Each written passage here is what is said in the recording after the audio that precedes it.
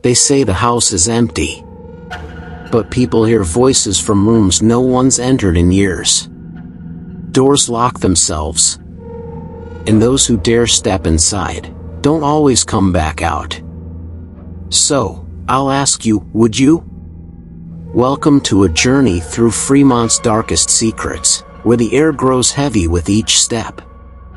Today, we uncover 3 of the most terrifying haunted houses, places where the walls whisper secrets best left untouched, and shadows shift, even when no one's watching.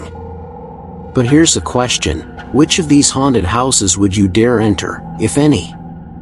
Comment below, and don't forget to subscribe for more spine-chilling tales you won't soon forget. One house, it stands there, almost waiting, as if it knows you're watching. It's called the Ashton House. No one's sure who built it, or why it was abandoned. But what people do know is that anyone who's spent the night there, or even gotten close, has never been the same. The last family to live there? Gone in a night, without a trace. The only thing left was their screams, echoing through the halls, still heard by those brave enough to stand at its doorstep. At night, the house feels alive, but not in the way you think. There are no footsteps, no voices, only a quiet presence. People have reported hearing soft whispers, coming from rooms that haven't been touched in decades. Some say it's the lost souls of the family, trapped in the walls. Others think something much darker is at work. These teens thought it was just an old house. A dare. But no one who has entered has ever left the same. One girl, Lucy, stepped inside first, laughing at her friends. But it didn't take long for the house to show its teeth. When she didn't answer, the others rushed in to find her. By the time they did, she was standing in the hallway. Still, eyes wide open, staring blankly ahead. They called her name, but she didn't move. Not even when they shook her, begged her to say something. It wasn't until they got her out that she finally spoke, but when she did, it wasn't Lucy's voice. It was something else, something older. She said, "You shouldn't have come. You should have stayed away." But the worst part wasn't her words, it was the way her mouth didn't move. It just sat there. A shell of the girl she used to be. That was the last time anyone dared step foot in the Ashton house. The whispers, they never stopped. And Lucy? No one's heard from her since that night. Some say she's still out there, but not quite the same. What would you do if you saw the house standing there, just waiting for you? Would you run? Or would you walk right in? Now let's begin. Story 1. The House on Ravenwood Lane. Nestled at the end of Ravenwood Lane, this seemingly forgotten house has a past the locals refuse to talk about. For years, its stories have been buried under layers of dust and fear, but the truth can't stay hidden forever. The air inside felt heavy, like it had absorbed decades of sorrow. Every step you took echoed through those empty halls, but it wasn't just your footsteps you'd hear. The house itself seemed to be breathing, waiting, watching. In 1924, the Aldridge family moved into this house. A picture-perfect family, eager to start fresh in their new home. By 1926, every last one of them was dead. The official story? A tragic accident. A fire that took everything. But the neighbors, they tell a different tale. Some say Mr. Aldridge went mad, driven insane by voices only he could hear. Night after night, he would stand at the top of the stairs, staring down into the darkness, muttering to himself. Others whisper that something, or someone, was already living in the house long before the Aldridges moved in. In 1987, a group of teenagers dared each other to spend the night inside. They entered laughing, unafraid, thinking it was all just a game. But none of them were ever the same again. They thought they could handle it, but what they found inside changed them forever. By the next morning, one of them, Sarah, was found on the front porch, eyes wide open, staring into nothing. She never spoke again. She just stared. As if whatever she had seen in that house was too much for her mind to hold. The house was sold again in 2003, to a young couple who thought they could start fresh. They never lasted more than a few weeks. One by one, each new owner disappeared, leaving behind nothing but their possessions, furniture, photos, clothes, abandoned as if they had simply vanished. But here's the twist.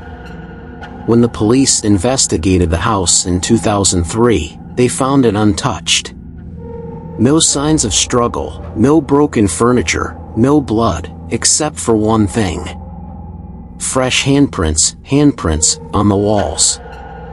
And not just anywhere.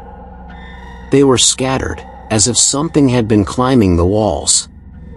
Scraping. Searching. The house on Ravenwood Lane still stands. No one knows who, or what, still lives there. But every year, someone dares to enter. And every year, someone disappears. Story 2, the Fremont Asylum House. Once, it was a sanctuary, a place where the criminally insane were locked away and forgotten. But the truth of the Fremont Asylum is far darker. It holds memories so twisted, so unspeakable, that they're still alive today. And the real horrors didn't begin until after it was shut down. The place was a labyrinth of forgotten hallways, rooms sealed behind metal doors, where echoes of screams could still be heard in the silence. Only, no one ever knew who they belonged to. In 1952, Dr. Elijah Grayson became the head of the Fremont Asylum. His methods? Unconventional, to say the least. Electroshock therapy was just the beginning. For those who misbehaved or disobeyed, isolation chambers became their prison. But what happened to those who disappeared into the deepest corners of the asylum? That's where things take a darker turn. The halls of the asylum were never quiet. The peeling wallpaper hid more than just age, it concealed stories of pain, suffering, and madness. The patients in those rooms? They were never heard from again. At least, not until after the doors closed for good. The asylum stood abandoned for decades, its dark history left for the brave, or foolish, to uncover. In the years following its closure, urban explorers began sneaking into the asylum, hoping to document its horrors.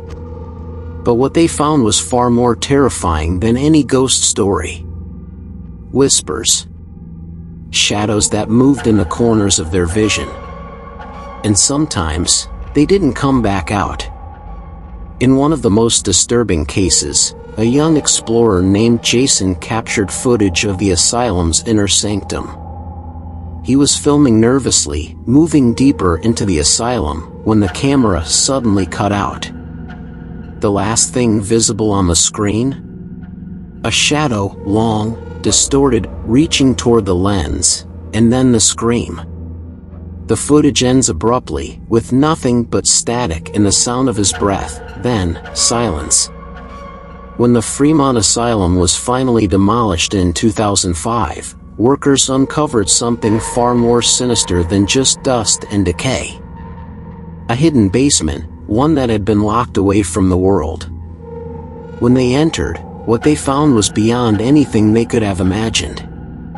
Inside, beneath layers of dust and rotting wood, was something no one expected: unmarked graves. Dozens of them. But the most chilling part? Some of the graves were fresh. Too fresh. The earth had only just settled over them. and there were no records. No one knew who they were, or who had buried them. The asylum is gone, but its horrors never left. Whatever was buried there is still waiting. And maybe, just maybe, it's still watching. Waiting for the next person to cross its threshold. Story 3, The Hollow Creek House. On Hollow Creek Drive, there's a house that seems normal. At least, at first glance. But behind the perfectly maintained exterior, something far darker lies in wait. Locals have given it a name, the house that watches. And it never forgets. The house sits in silence, like a predator biding its time. There's an odd energy that surrounds it, something about the windows, the way the curtains shift even without wind. It feels as if the house itself is observing, always alert, waiting for someone to cross its threshold. In 1972, the Martinez family moved in. A couple with 2 young children. They dreamed of a new life in the suburbs. But within a year, they were gone. No trace of them ever found. No explanation. Just an empty house, left to its own devices. But the house didn't forget them. Neighbors still remember the faces they saw in the windows. Even after the Martinez family left, after they were never seen again, the faces remained. Ghostly images of people looking out, peering through the glass. But when anyone would check, the windows would be empty. Not a soul inside. In 2015, Sarah and Jake bought the house. They didn't know about the family that had vanished, or the house's unsettling past. They thought it was just an old home with some quirks, but soon, the house began to reveal its true nature. Cold spots followed them as they moved from room to room. Doors would slam shut by themselves, and when they checked the walls, they could hear scratching sounds, as if something, or someone, was trying to get out. Then, one night, Sarah and Jake disappeared. Vanished without a trace. The house was found locked up tight. But inside, there was something chilling left behind. A note on the kitchen table, just one simple line, "It's watching." The strangest part of all? The couple's belongings were still in place, untouched. But there was no sign that they ever lived there at all. No mail, no bills, no personal records, nothing. The house seemed to have erased them completely. As if it had taken something from them, and they had become part of it. What's even more terrifying is this: after they vanished, neighbors began seeing the faces again. The same ones that haunted the windows back in the 70s. But now, these faces weren't just watching. They were smiling. Once you enter, the house will never let you leave. It's always watching, waiting for the next person to come. And when you do, it will erase you. 3 houses. 3 dark stories. And they're all still standing, weathered by time, but unyielding in their haunting presence. Long after the screams have faded, long after the whispers have died down, these houses remain, waiting, watching. The walls remember what happened within them. The floors still echo with footsteps that will never fade, the ceilings still groan under the weight of sorrow and madness.